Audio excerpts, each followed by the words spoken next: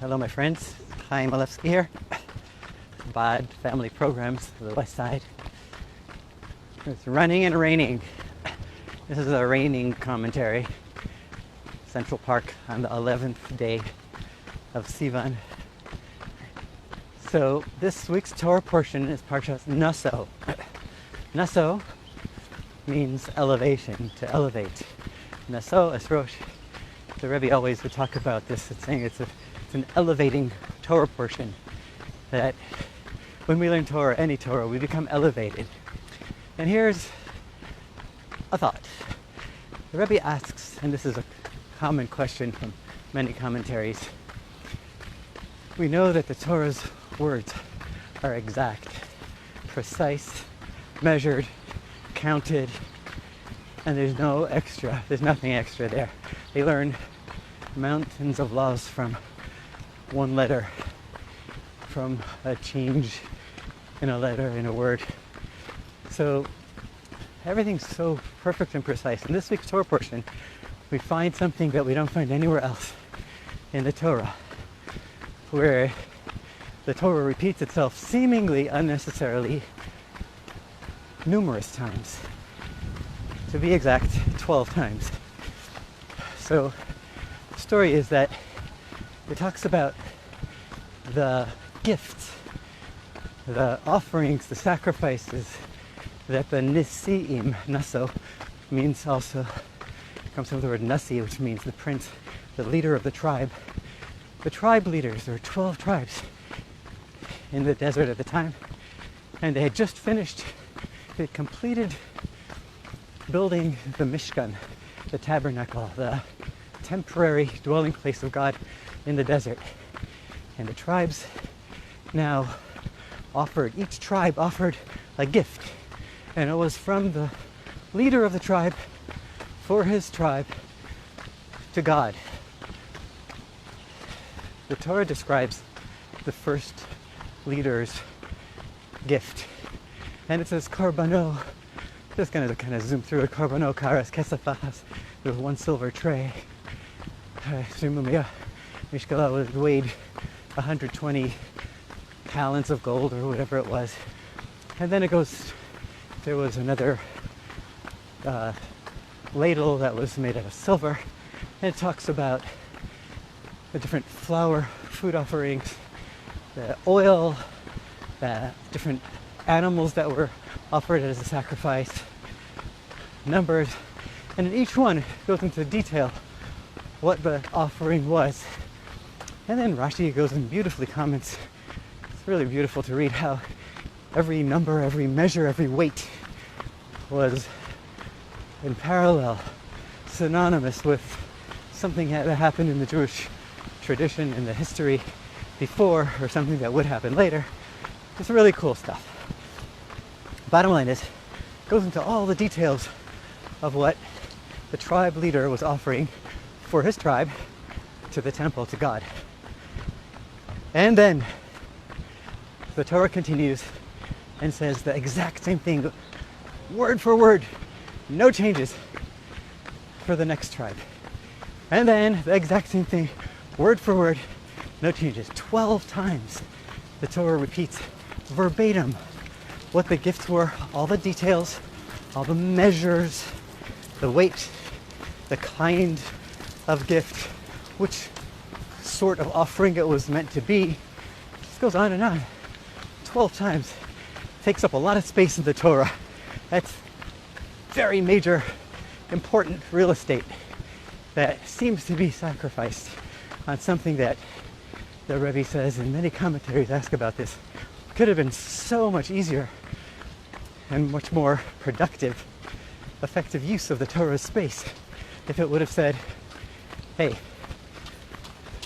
this is what the first tribe brought, and all other 11 tribes brought exactly the same thing.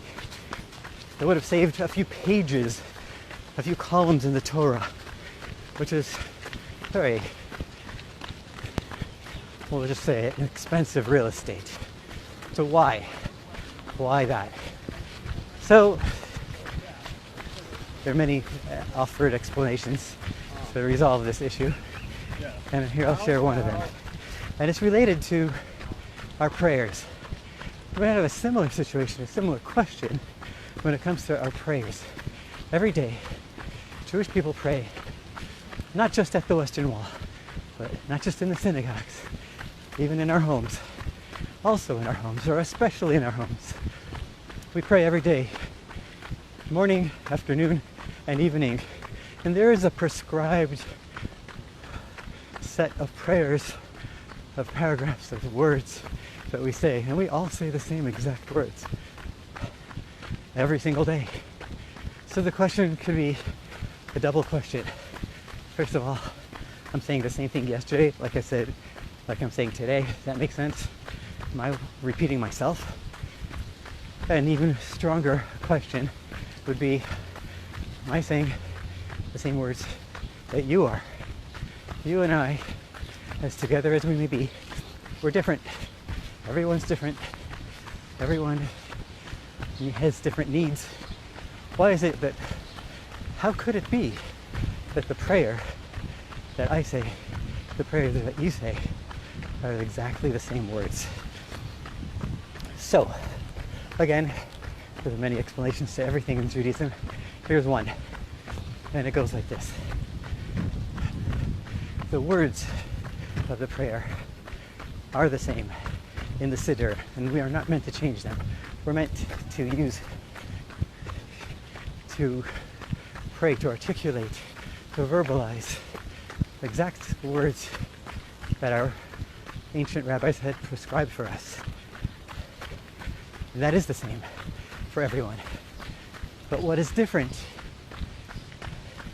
is the person who's saying them and the circumstances which that person finds himself in.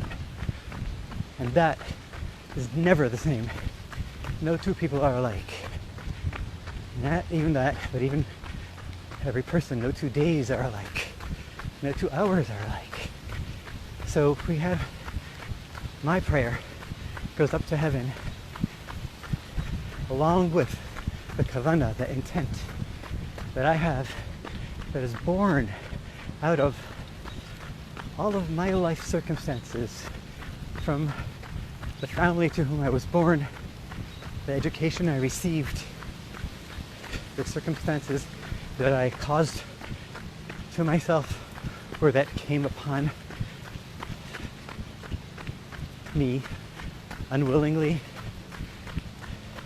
All of those things and more, as you can identify in your own life, are things that our prayers go up with. They're attached to our prayers. They're in our prayers. Our, what we call kavanah, our intent, our thought process, our meaning, our meditations, our personal contribution to the prayer is what we need in our personal lives. And prayer is a combination of requests to God to give us what we need, praise to God for giving us this beautiful rainy world, and thanks to God for giving us what He gave us, and praise for the beautiful world that He created. So all of those things, every person is a little bit different, or very much different. And that explains why our prayers could be the same words, but when you're saying them and I'm saying them, I'm thinking something different than you are. Of course, the basic needs of humanity are the same, but in the fine-tuned details, we're all different. And that also explains why in this week's Torah portion, the Torah re-enumerates 12 times 12 times all the details of the offerings that the tribes brought on behalf of their tribes. And every tribe's character was different, because in those offerings, in the meditations, in the kavanah, in the intent, along with the offerings, was exactly the thoughts and the needs of their specific tribe, just like we do in our prayers. That's it for today, my friends. Go pray. And this is number 99, running commentary. God willing, number 100 will be during our Friendship Circle Marathon Run, which is scheduled to take place, God willing, this Sunday, June 7th. I think we're going to do this about 10 a.m. I'm planning to do this 100th running commentary. That's my thought for now. Hope you'll be there with me live. God bless you.